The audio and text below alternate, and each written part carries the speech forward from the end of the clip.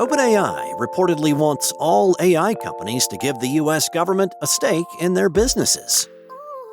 Amazon is ready to deploy the LEO satellite broadband service. And X is making a fresh push for live video with new creator payouts. It's Thursday, July 2nd, and here's a quick look at some of the news happening in and around tech this morning from Engadget.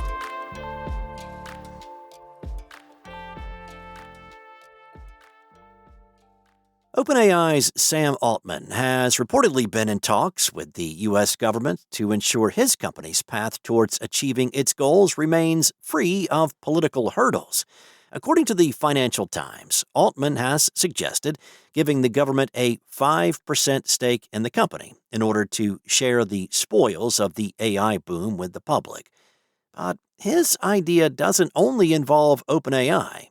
Under his proposal, other top AI companies like Google, Anthropic, xAI, and Meta would have to agree to give the government a similar stake in their businesses. AI companies like Anthropic and OpenAI have recently encountered roadblocks from the U.S. government when it came to releasing their latest AI models. Anthropic had to block all access to its Mythos and Fable cybersecurity models after being ordered to do so by the Trump administration. It was only recently granted permission to restore users' access to them. Meanwhile, OpenAI had to roll out a limited preview of its GPT 5.6 model to government-approved partners, as requested by the administration as well. In June, Trump had signed a scaled-back executive order which asks AI companies to share their most powerful models for voluntary government review 30 days before making them available to the public. Politicians, including Trump's allies, as well as organizations like the UN, however, are calling for more stringent AI policies. As the Times noted, giving the government part ownership worked for another firm. President Trump used to call for Intel CEO Lip-Bu Tan to resign until his administration took a 10% stake in the chipmaker. Trump even recently boasted that America's stake in Intel is now over $60 billion from $9 billion in 2025.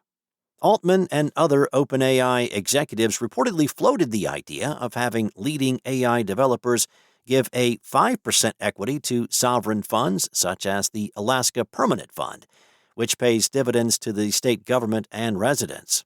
Talks between OpenAI and the government are in their very early stages, though, and the Times says any deal would still require congressional approval.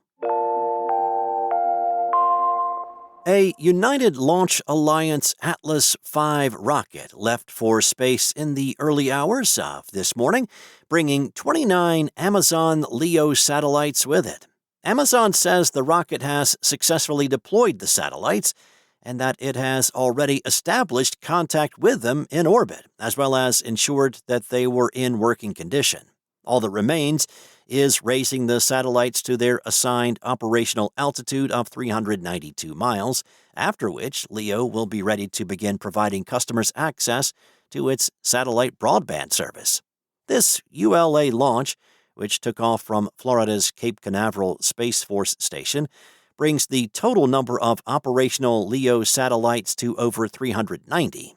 Now, that's enough to support continuous service across initial latitudes, so said Amazon LEO VP Chris Weber. After putting 224 LEO satellites in space, this is the Atlas V's rocket's last mission for the project as well. The next LEO mission will be using ULA's heavy-lift Vulcan vehicle, which can carry more than 40 satellites for every launch and can fly more frequently, allowing Amazon to expand the service's coverage and capacity more quickly. Now, of course, with only 390 or so satellites in space, LEO still has a monumental climb to be able to catch up to Starlink. SpaceX's Starlink, after all, has more than 10,000 satellites currently providing its customers' satellite broadband needs. In addition to launching satellites on ULA's Vulcan rockets, Amazon also plans to use Blue Origin's New Glenn vehicle, which can carry more than 48 satellites at once. New Glenn's launch pad exploded during a hot fire test back in May, though, delaying all missions that were planning to use the rocket. But Blue Origin, which was also founded by Jeff Bezos, has been building a new launch pad in earnest so that it can launch New Glenn flights by the end of this year. Don't be surprised if you see more live streams on X over the next month. While live streaming is not a new feature for the social network, it's not a feature you'd commonly associate with it. Now, the company has launched a live streaming command center called Live Studio, with tools creators need to go live more easily, along with new payouts to incentivize them. In a couple of posts on X, the company's head of product has announced that it will be rewarding creators who live stream by allocating $1 million for them in the upcoming cycle. Nikita Beer did not expound on how the payouts will be structured, but said more details will follow. He did post a demo of the new live streaming command center inside Creator Studio, though, to show how it works. Within the command center, users will be able to create a new stream, give it a title, and upload a thumbnail that viewers will see before it goes live. They can schedule it to begin at a specific hour on a certain day, and then choose who gets to be able to watch it. Live streams can be limited to verified accounts, the accounts a creator follows or their subscribers, but they can also be visible to everyone on X. Live Studio also shows creators their viewers' comments and how their stream is doing, including the number of concurrent viewers, the countries they're from, and the devices that they're using. Live streaming on X is only available to users paying the $3 a month premium subscription price. Whether X has improved its live streaming infrastructure over the past few years remains to be seen. Back in 2023, Ron DeSantis was supposed to announce his presidential bid on the platform's live audio streaming service Spaces, but X's servers were kind of melting and prevented him from doing so. And then a year later, Elon Musk was supposed to interview President Trump as well, but his Spaces Live crashed and became inaccessible. Thanks for listening. There's more tech news at Engadget.com. This episode featured journalism exclusively from Mariella Moon. Enjoy your day, and I'll be back tomorrow with more tech news from Engadget.